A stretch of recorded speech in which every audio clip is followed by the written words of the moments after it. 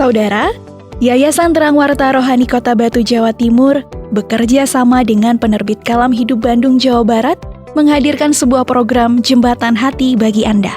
Jembatan Hati adalah program siaran yang memaparkan kondisi dan sifat-sifat hati manusia. Selamat mendengarkan.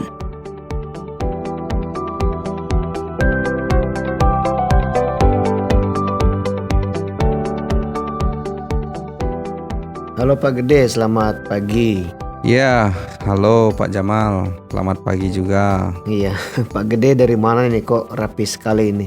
Oh, ini saya dari sekolah antar anak. Kalian menghadiri pertemuan orang tua murid, Pak Jamal. Oh, emang pertemuan apa Pak Gede? Pertemuan mengisi hari liburan. Oh iya. Karena sekolah ada rencana jalan-jalan ke kebun binatang, Pak, ke objek wisata juga gitu. Wah, keren itu. Bisa jalan-jalan ke kebun binatang.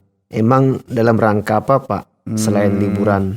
Sekalian memperingati Hari Lingkungan Hidup, Pak Jamal. Hari Lingkungan Hidup sedunia gitu. Jadi anak-anak diajak ke kebun binatang sambil memperhatikan jenis-jenis binatang dan lingkungan yang ada di situ. Wah, bagus itu kegiatan itu ya. Apakah orang tua ikut ya? Tidak, Pak Jamal.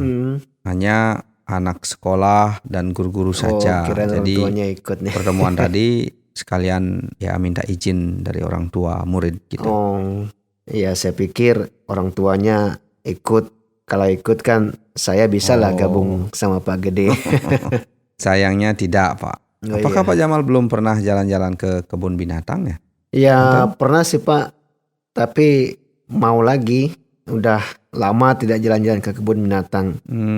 Di sana hanya maunya lihat harimau saja Pak. Harimau? Kenapa Pak? Pak belum pernah lihat harimau secara langsung ya? Atau karena Pak Jamal memang suka binatang harimau saja? Iya pernah juga sih Pak, tapi... Oh, sepertinya Pak Jamal suka melihat aksi harimau ya? Iya Pak, begitulah saya suka dengan aksi harimau. Memang apa yang membuat Pak Jamal ini suka dengan harimau nih? Yang saya suka warna bulunya Pak, terus juga harimau putih. Pokoknya suka sekali, apalagi dengar kalau suaranya. Rasanya keren sekali kalau dia mengaum Pak. Oh begitu. Pak nggak ada rasa takut ya kalau harimau itu misalnya tiba-tiba galak sama Pak? Ya tidak Pak Gede, malahan saya lihat ada orang yang tidur malahan dengan harimau ya. Dan saya rasa kok keren sekali begitu. Terobsesi ya. Iya. Bahkan seperti sahabat dengan harimau gitu kan. Kok bisa itu, sampai saya berpikir seperti itu. Memang keren Pak, gagah harimau itu. Kalau saya lihat bulu, perawakannya perawakannya kekar, juga kekar ya. suaranya mengaum itu keren hebat sekali. Hanya kalau tidak dapat dijinakkan ya bisa-bisa menerkam si pemilik atau orang ya kan. Iya. Itu bahayanya. Emang benar sih Pak Gede. Tapi kan kita juga harus berhati-hati lah. Selalu tetap dijinakkan harimaunya. Ya. Nah itu saya mikir bahwa karena tidak selamanya harimau akan jinak dan mau dijinakkan. Iya. Karena berdasarkan karakter atau nalurinya harimau itu sendiri bahwa dia memang punya sifat yang natural, galak gitu. Iya emang galak ya Pak ya. Dan saya emang setuju sih. Tapi manusia juga kan kayaknya bisa begitu Pak ya, kayak harimau gitu ya. Oh maksud Pak manusia seperti harimau tiba-tiba bisa galak gitu ya. Benar juga Pak. Makanya sih harimau itu diibaratkan si pemarah dan tidak bisa mengampuni. Dan sifat itu juga ada sih sebenarnya pada manusia seperti yang Pak bilang. Kemarahan yang berjuang dalam diri sehingga menjadi dendam gitu ya. Awalnya baik tetapi lama-lama suka marah gitu. Itu menjadi sifat yang sulit mengampuni ada pada manusia itu. Wah kalau pikir-pikir begitu semakin ngeri ya rasanya. Seorang pemarah yang tidak suka mengampuni tetapi mempunyai dendam yang luar biasa gitu ya. Benar Pak Jamal. Makanya coba perhatikan saja harimau. Memang bulunya bagus, lucu, bahkan mengkilat ya. Pasti kita menyayangi. Iya apalagi warna putih ya. Ya. Akan tetapi harimau tersebut punya kemampuan menerkam dan sifat yang galak, tabiat yang mengerikan juga Pak. Iya. Sama juga sih dengan kita manusia. Walaupun kita kenal dengan baik oleh orang-orang, Ya. Tapi kalau sedikit saja ada karakter pemarah yang tidak dapat kita ubah, maka hal tersebut itu akan selalu diingat oleh orang lain, Pak. Ya itu benar sekali, Pak. Apalagi misalnya orang yang pemarah, hidupnya penuh kebencian seperti itu kan. Iya. Gampang diingat oleh orang. Walaupun ada baiknya.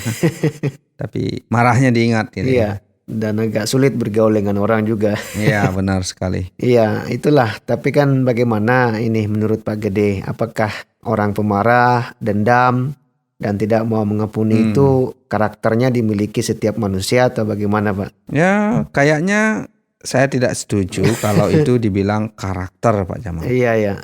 Saya lebih mengarah bahwa itu sifat natural manusia. Yang berdosa itu dominan di dalam diri seseorang. Sifat seperti itu. Sifat ya. Itu sifatnya untuk mengendalikan diri, susah mengampuni itu normal. Banyak manusia milik. Berarti apakah tidak boleh marah ini, Pak? Gimana ini, Pak? Ya menurut saya biasalah kita begitu. Marah itu wajar. Yang tidak wajar itu kan berakibat dendam. Kalau terus-terusan disimpannya itu yang tidak wajar, Pak Jamal. Benar, Pak, dan saya sangat setuju dengan perkataan Pak Gede.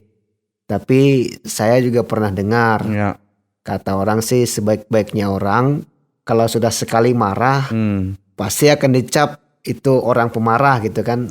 Padahal orang tersebut hanya marah pada saat itu saja dan belum tentu ada dendam dalam dirinya kan gitu. Ya, hal seperti itu sih wajar. Karena ada pepatah juga mengatakan air susu dibalas dengan air tuba. Apa pernah itu ya? Iya, pernah dengar, Pak, pernah. Jadi kebaikan dibalas dengan kejahatan. Contohnya aja lah kita lihat bahwa kita berbuat baik kepada orang lain, terus kita melakukan kesalahan satu saja, kesalahan itu selalu diingat. Pasti diingat ya. Diungkit terus-menerus. Diungkit terus-menerus ya.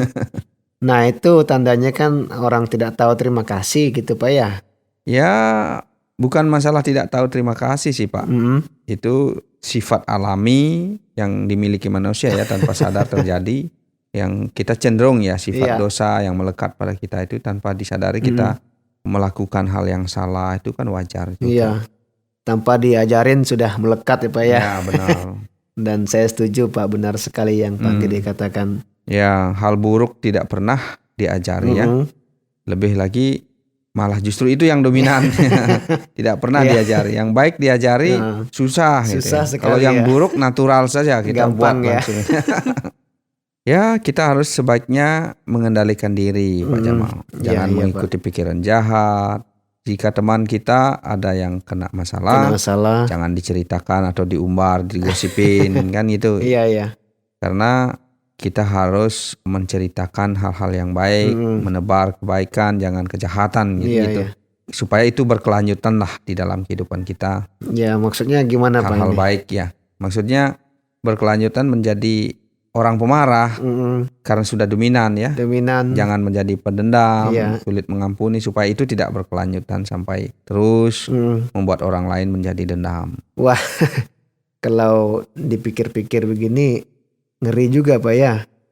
Jadi saya mikir nih, perkataan lebih berbahaya daripada kita memukul orang secara langsung. Ya, benar. Karena efeknya luar biasa rasanya itu, Pak. Makanya kenapa harimau itu diibaratkan dengan pemarah dan akhirnya menerkam. Sama seperti yang kita bahas tadi. Sering tanpa sadari kita memiliki perkataan, perbuatan untuk orang lain bisa menyakiti hati mereka. Menyakiti hati orang ya. Ya, benar. Jadi kita harus berhati-hati nih. Harus jaga perkataan ya, Pak ya. Ya, benar. Dan juga mungkin kita harus sering bergaul dengan orang-orang yang mampu mengarahkan diri kita untuk hal-hal yang baik. Itu cara ya. Paling tidak mengendalikan diri kita ada yang mengarahkan lah kan itu yang penting. Jadi caranya harus bergaul dengan orang yang baik ya, supaya dapat mengendalikan perkataan, tingkah laku kita ya, Pak ya. Ya, benar sekali. Ini saya jadi teringat ini perkataan kita waktu itu yang mengenai ular itu, Pak. Ya. Yang katanya suka berdusta tetapi memperdaya dengan warna tubuhnya yang indah. Saya ingat itu. Memang kalau kita pikir-pikir, sejak manusia melanggar perintah Tuhan kan itu. Sifat dosa itu, dendam ada pada manusia. bahkan marah, sombong dan yang lainnya kan. Seperti yang kitab suci katakan, orang yang sangat cepat marah akan kena denda, karena jika hendak menolongnya engkau hanya menambah marahnya, kan gitu. Ingat Pak ya. Gimana ini maksudnya, gimana Pak? Agak bingung saya. Jadi orang yang cepat marah akan menanggung akibatnya sendiri. Iya. Dalam artian tidak dapat dikendalikan pikirannya. Ya, tindakan yang tidak baik, tanpa sadar kita melukai orang lain. Iya, melukai orang dan lain. Yang lain karena perkataan-perkataan kita melukai orang lain kan. Dan orang lain jadi marah juga gitu ya. Terus gimana itu Pak? Terus bagi orang yang mau menolong orang tersebut atau ingin menasihatinya, ya malah dimarahi. Mungkin gitu. Itu yang dimaksud dari kitab suci tadi itu. Wah, ini kok parah nih Pak ya. Kasihan dong orang yang mau menolong. Nah, itu dia Tujuannya Pak. baik, tau-taunya dimarahi malahan. Ya, itulah akibatnya kemarahan yang tidak terbendung. Iya. Jadi tak terkendali lah ya. Iya, tidak mengendalikan diri. Yang membuat dia juga sulit untuk mengampuni kan gitu. Benar Pak, saya juga pernah dengar sih bahwa orang pemarah itu sudah pasti tidak dapat mengendalikan kata-katanya kan gitu. Iya. Dia tanpa memikirkan orang lain tersinggung atau tidak, asal saja bicara gitu. Iya benar. Jadi ternyata Pak Jamal, saya lihat Pak menyimak serius sekali nih tentang kegeraman, kemarahan ini. Ya harus dong Pak, gede.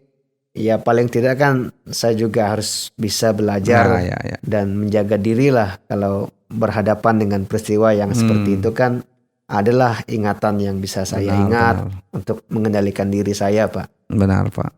Nah kalau gitu mari kita saling mengingatkan ya Pak ya. Dan Pak, sadar bahwa kemarahan, dendam itu, atau tidak mengampuni itu sifat yang dosa yang cenderung ya membuat ricuh lah, tidak damai jadinya. Iya tidak damai ya, yang tidak disuka oleh Tuhan kayaknya. Benar Pak, saya juga setuju dengan begitulah kata-kata Pak. itu. Oke Pak Jamal, saya mau jemput anak ke sekolah ya. Kayaknya udah jam Pak. Ini. Iya, terima kasih Pak untuk waktunya. Iya, terima kasih banyak ya. Kapan-kapan bisa lagi nih ngobrol-ngobrolnya. Oke lah, kapan-kapan kita jalan lagi. Yuk, selamat pagi Pak. Mari, hati-hati.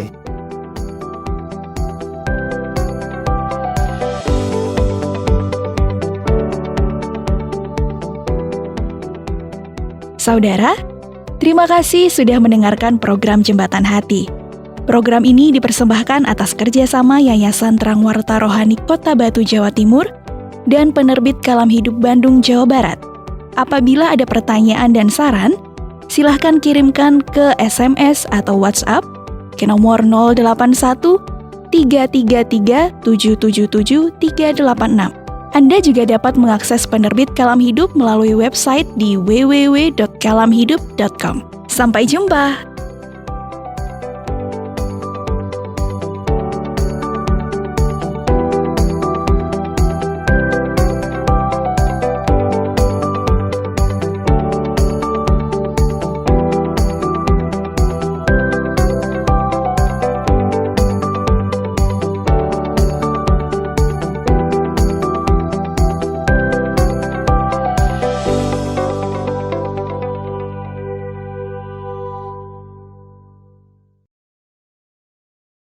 Terima kasih Anda sudah mengikuti program kami. Jika Anda diberkati, jangan lupa like, komen, dan share supaya Anda tidak ketinggalan setiap program terbaru kami.